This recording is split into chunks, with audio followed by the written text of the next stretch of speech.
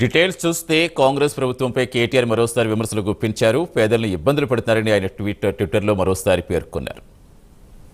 అలా కొడతాం. ప్రజలు చాలా కోపంగా ఉన్నారు, అది కూడా చెప్తున్నా మీకు. నేను ప్రజలు కోపంగా ఉన్నారు.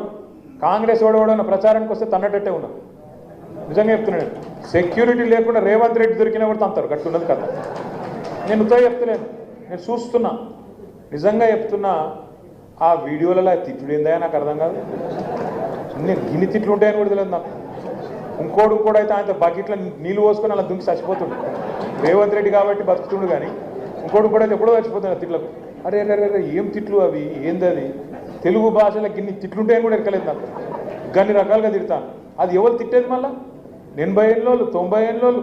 నిన్న ఒక మహిళ, నేను ఒకటే అడుగుతున్నా, ఏం అవసరం ఉన్నది ఇంత దుర్మార్గంగా పాలన చేస్తేందుకు? నిన్న ఒక ఊళ్ళో కొడంగల్లో భూములు అంటే ఒక్క ఊళ్ళో 110 ఎకరాలు కావన్నట్ట రేవంత్ రెడ్డికి. ఆ 110 ఎకరాల కోసం 400 మంది పోలీసులు పంపుతావు. 400 మంది ఊళ్ళో ఉన్నది పాపం ఎంతమంది ఉన్నారు వాళ్ళ తాండల. వాళ్ళంతా లంబాడ సోదరులు, లంబాడ ఆడబిడ్డలు.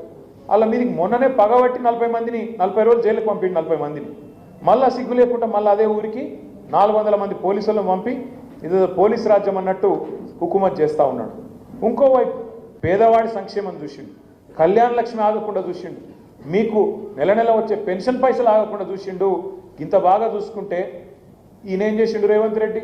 అంతకంటే ఎక్కువ ఇస్తా అని చెప్పిండు. కేసీఆర్ 2000 ఇస్తుండు, నేను 4000 ఇస్తాను.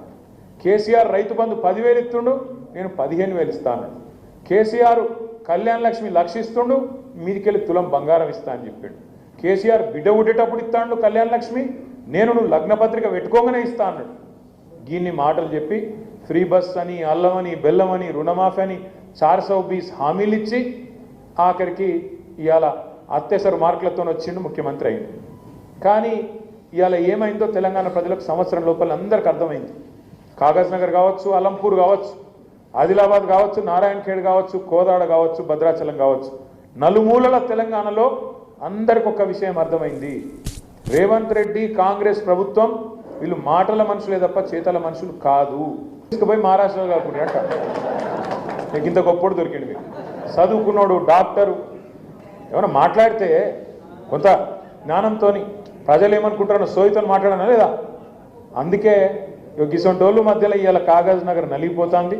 మీరు దయచేసి నేను మిమ్మల్ని ప్రార్థించేది, మీ మనోవేదన మొత్తం అర్థమైంది నాకు. మీ మనసులో ఉన్న మాట నాకు అర్థమైంది.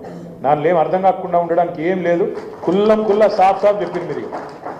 ఇక ఫలానా ఆయన ఇట్లున్నాడు, ఇంతకుముందు మమ్మల్ని ఇంత సతాయించుండు, అంతా మొత్తం నా నెత్తికెక్కింది. నాకు అర్థం కాలేదని మీరు అనుకోకూడదు. కాకపోతే నాకు ఒక బాస్ ఉన్నాడు కదా సార్కు నేను మొత్తం చెప్పాలి. చెప్పిట్లా మనోళ్ళు 400 కిలోమీటర్కి వెళ్ళి వచ్చిర్రు, ఇంత చెప్పిర్రు డీటెయిల్గా. మా వరలక్ష్మక్క కూడా చెప్పింది. ఇవన్నీ చెప్తాచ్చే ఏం జరుగుతుంది రేపు ఏమనుకుంటారు? వీళ్ళంతా గీడికి వచ్చిర్రు, కొంతమంది చెప్పిర్రు, కానీ వాస్తవం అట్లా లేదు. క్షేత్రస్థాయిలో పరిస్థితి అనే అవకాశం దొరుకుతుంది, సందు దొరుకుతుంది. ఆ సందు ఇద్దంటే ఏం చేయాలంటే మీరు దయచేసి ఏ మండలపోలో ఆ మండలం ఎంత కమిట్మెంట్తోనైతే గీడి దాకా వచ్చిండ్రో అంతే కమిట్మెంట్తో ఏ మండలంలో ఆ మండలం ఎవరు నిలబడ్డా సరే, నిలబడేది ఒకరికే వస్తుంది. టికెట్ ఒకరికే వస్తుంది. ఎమ్మెల్యే టికెట్ ఒకరికి వస్తే మనం 1000 మందిని కష్టపడితే ఆయన ఎమ్మెల్యే అవుతాడు. ఆ ఒక్కలకు టికెట్ వచ్చినా నాకు వచ్చింది అనుకొని మనం కొట్లాడితేనే రేపు జెడ్పీటీసీ అయినా ఎంపీ పైన మనం గెలుస్తాం. లేకపోతే మళ్ళా కప్పల తక్కడి లెక్క ఒకళ్ళు పైపోతున్నాడు, ఇంకోటి గుంజులు మూలు పెట్టిండు అనుకో, మళ్ళీ డంబడతాం. నవ్వేటోళ్ళం కూడా జారిపడ్డట్టు అవుతుంది. ఎవరైతే మరి ఇవాళ మనం ఓడిపోవాలని కోరుకుంటున్నారో, ఎవరైతే మనం గెలవద్దని కోరుకుంటున్నారో, ఎవరైతే ప్రవీణ్ కుమార్ అక్కడికి రావద్దని కోరుకుంటున్నారో, మరి వాళ్ళని నెగ్గేటట్టు మీరు చూస్తారా లేదా? దయచేసి ఆలోచించండి. నా ప్రార్థన మీ అందరితో.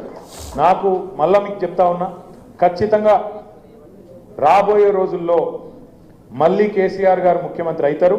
ప్రవీణ్ కుమార్ గారు కూడా ఉన్నతమైన స్థాయిలో, మీకు ఉన్నతమైన స్థాయిలో మీకు తప్పకుండా సేవలు అందిస్తారు.